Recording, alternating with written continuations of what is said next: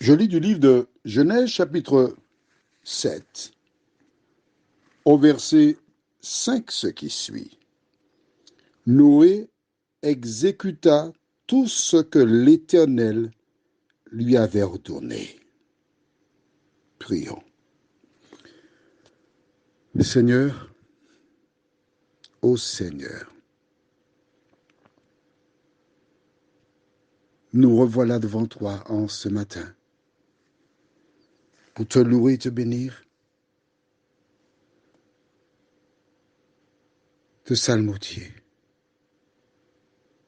Que le Saint-Esprit nous accompagne et nous dirige dans toute la vérité. Une fois de plus, nous t'en prions.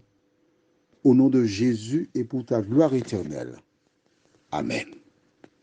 Rappelle-toi, nous avons vu hier, Dieu disait dans Genèse 2 à 4, à Noé encore 7 jours et je ferai venir. Tu te rappelles? Alors, si. Bon, je réponds pour toi. D'accord?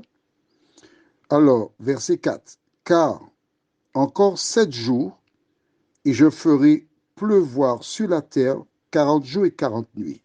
Pourquoi attendre 7 jours? Le chiffre 7, c'est un cycle. Dieu créa le monde en 6 jours et il s'est reposé le 7e jour. Bien sûr, tu sais que le 7e jour, c'est le samedi, pas vrai? D'accord, ok. Puisque le Christ est ressuscité le premier jour de la semaine. C'est le dimanche Gloria. D'accord? Donc c'est clair. Nous continuons. Encore 7 jours. C'est un cycle. Au terme du 7e jour, quelque chose de nouveau commence. Paf! Et c'est parti. Aujourd'hui, nous avons pour référence une répétition, en fait. Je lis pour toi à nouveau, d'accord? Verset 5.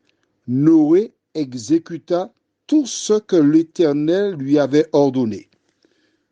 Essaie de te rappeler. On n'a pas encore lu ça quelque part? Non? Lisons au chapitre 6, verset 22. C'est ce que fit Noé. Il exécuta tout ce que Dieu lui avait ordonné.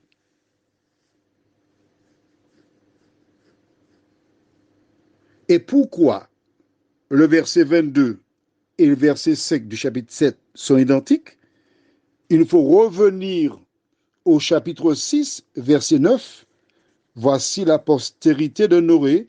Noé était un homme juste et intègre.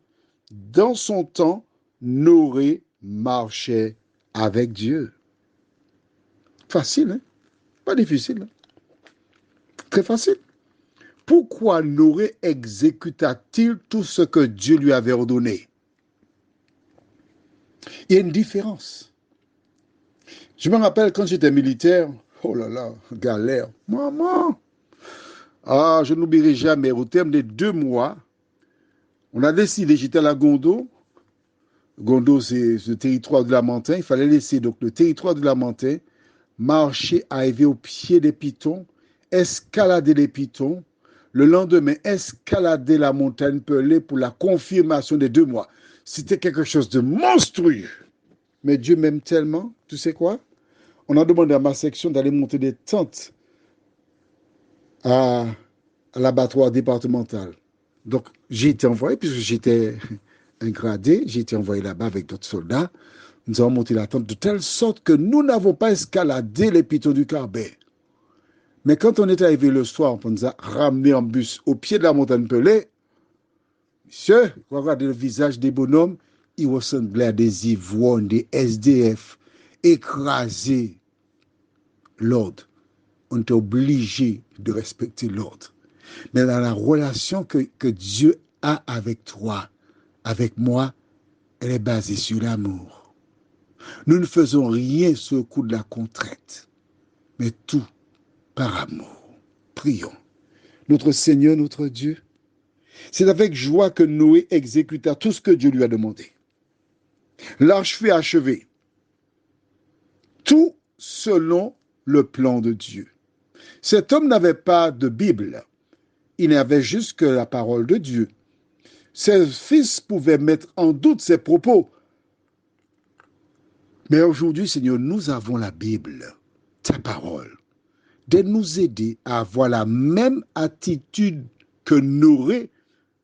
Nous t'en prions au nom de Jésus pour ta gloire éternelle. Amen. Tu vois, c'est facile. Il suffit de faire ce que Dieu te dit. Et puis tu es juste, intègre, tu marches avec lui. Je te souhaite une bonne journée.